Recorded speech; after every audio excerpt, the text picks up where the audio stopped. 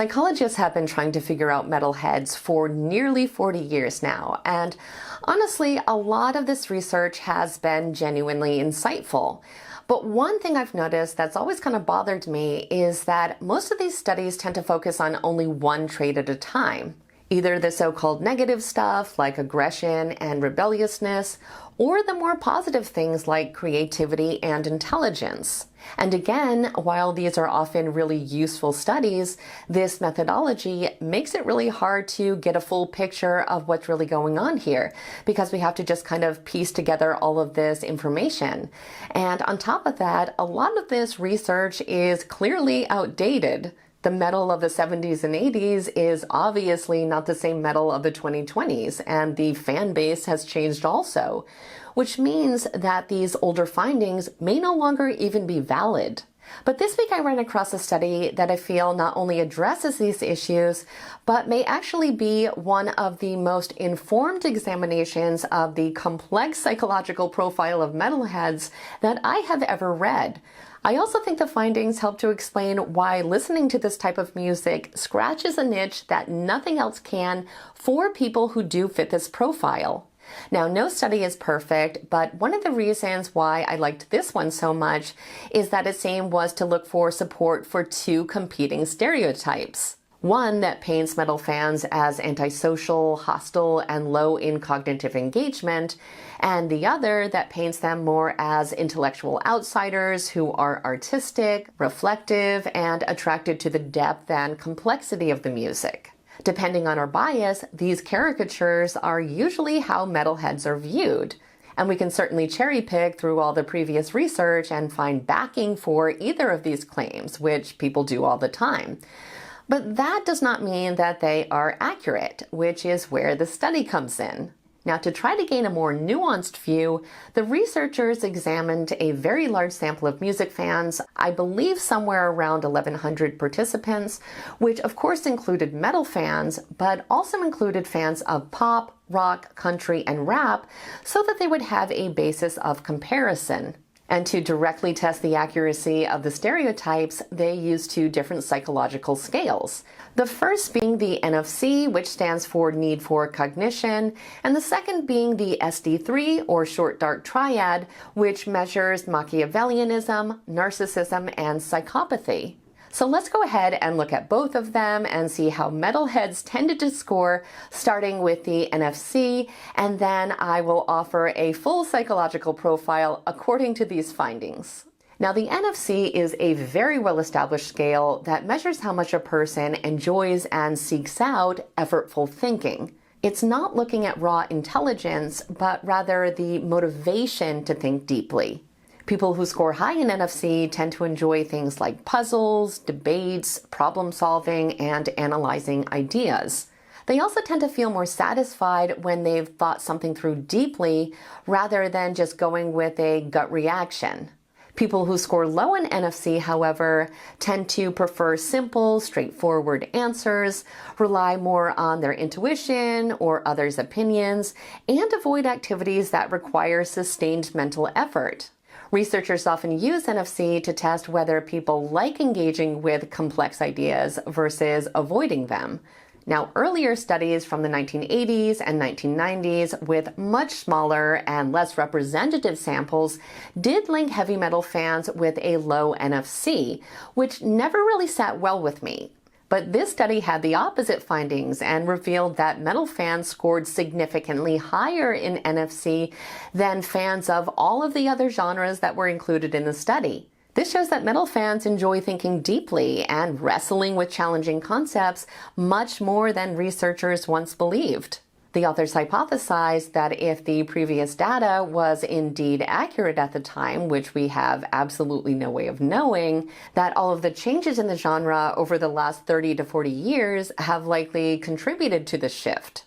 In addition, this study just kind of lumped all metal fans together, and I think that many of the subgenres that have emerged since these initial studies bring a lot more intellectual, complex, and experimental elements that might be attracting fans with higher NFC. But now let's talk about the second scale they used, which is the short Dark Triad. This is a psychological scale that measures 3 of the personality traits often linked to manipulation, self-interest, and disregard for others. Machiavellianism, which is a tendency towards manipulation, but also strategic exploitation, and just kind of seeing people as tools to achieve their goals. Narcissism, which is characterized by self-centeredness, vanity, and craving admiration or status. And of course, psychopathy, which is linked to impulsivity, callousness, and a lack of empathy or remorse. It's called the Dark Triad because these traits are thought to be socially undesirable.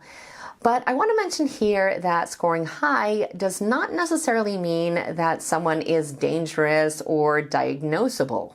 It just means that they're more likely to endorse attitudes and behaviors associated with these traits, at least on a survey.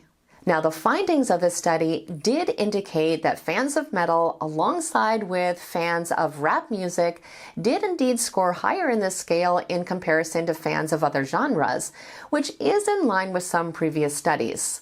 The authors noted, however, that it's important to understand the psychological needs that the music might be fulfilling for listeners, and that slight elevations can actually be adaptive in certain social or creative contexts.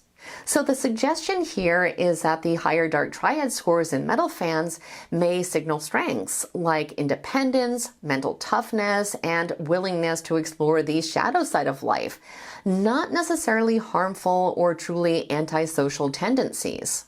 In fact, there are actually several neutral or even positive reasons for this, including a strong sense of rebellion or nonconformity, an appreciation for dark aesthetics as a form of artistic expression, or simply just confidence in identity.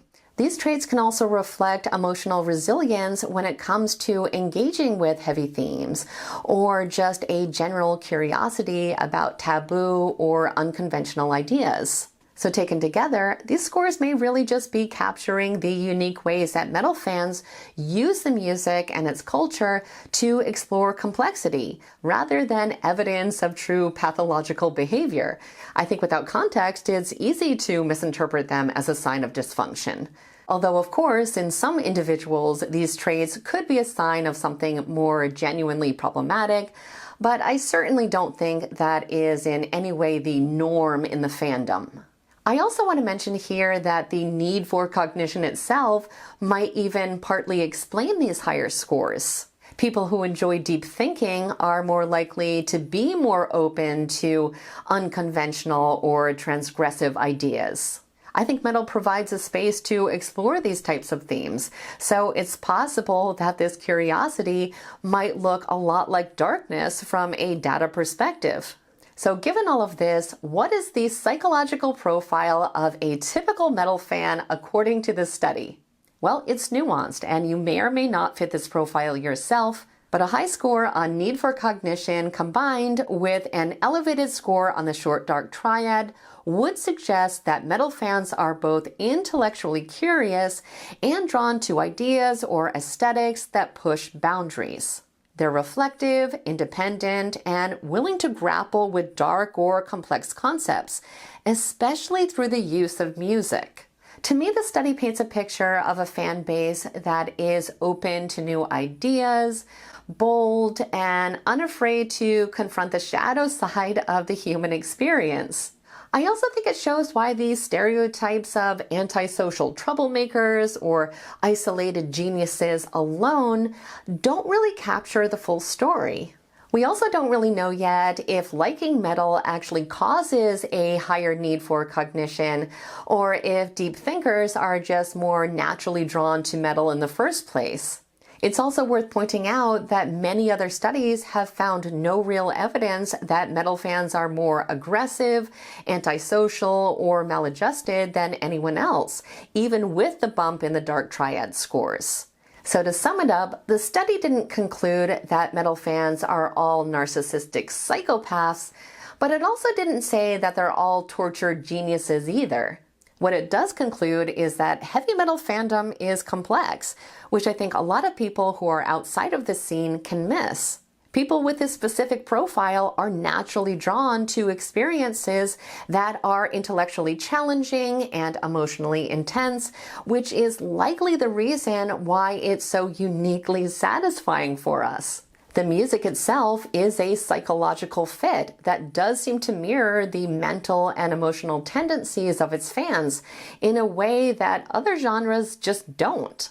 We can see here that most fans of metal possess exactly the kind of traits that would drive people to engage with extreme or unconventional music. So in the end, I think the study once again shows that human psychology is always more complicated than the stereotypes we come up with.